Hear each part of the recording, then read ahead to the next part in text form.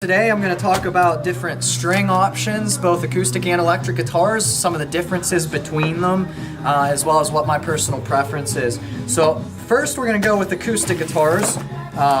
So the string options, there are a lot of different options beyond these, but we'll just cover kind of the basics as well as gauging options, so the size of the string. First off, the coated string. Elixir strings, they use Gore technology, they coat the strings. The benefit you get to using a coated string is they do last a lot longer, so the sweat and skin residue typically corrodes the string. Being coated, it doesn't. So get a lot more life. I also prefer the sound of an Elixir string. If you have problems breaking strings, so if you're the type of person that plays really hard and you're breaking a string once a month or once every couple weeks, I'd recommend the Paradigms. Ernie Ball came out with these last year. They are a break-proof string. They're a typical 80-20 bronze wound string, so they're going to sound natural. And then the next two are a standard set of strings, both from Martin and D'Addarios. The Marquis, what's different about them, they do have a silk wrap down around where the strings hit the bridge, so it does prolong your bridge life. And then just your standard D'Addarios. Kind of Ernie Ball, Martin, D'Addario, they all have your standard 80-20 bronze wound string. Not a huge difference between companies, so the big difference would be coated, unbreakable, silk wrap, and normal. But those are our acoustic sets. Let's talk gauges now for acoustic guitars. Mediums would be a typical 13 gauge or a heavier gauge string.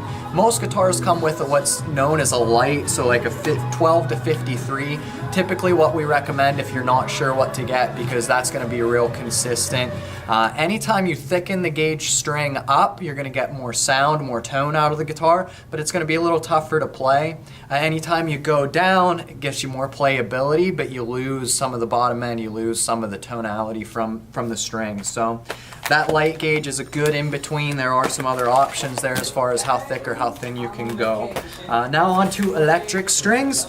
Same thing with Elixirs. They do have a couple different options in coated string, from their OptiWeb, their thinnest coating, to the PolyWeb, their thickest coating. But these are the same type of string, just nickel wound for acoustics. And then the same thing with the Paradigms. If you break strings often, go with the Paradigms. They're a break-free string. You aren't going to have to worry about that with them.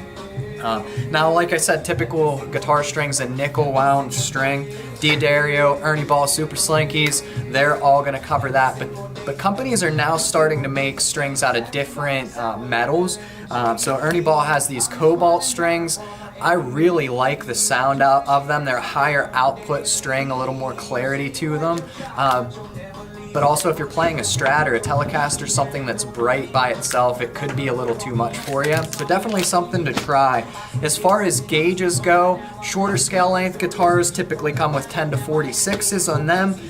Your longer 24 fret guitars or longer scale length guitars will typically come with a 9 to 42, which is your typical Super Slinky, that pink pack. If you're down tuning, there are different gauge strings like the Ernie Ball Paradigms. These guys here are a 10 to 52, a skinny top, heavy bottom, and then they go all the way up to like a 12 to 60. There are 13s, really thick strings if you're tuning down to B, or different alternate tunings that are low like that. So have a ton of different options of strings in stock. I didn't even cover half of our selection, but that just gives you a good overview, a good idea of what type of strings are out there and what you might want to get the next time you come in. So stop in. We'll see you soon.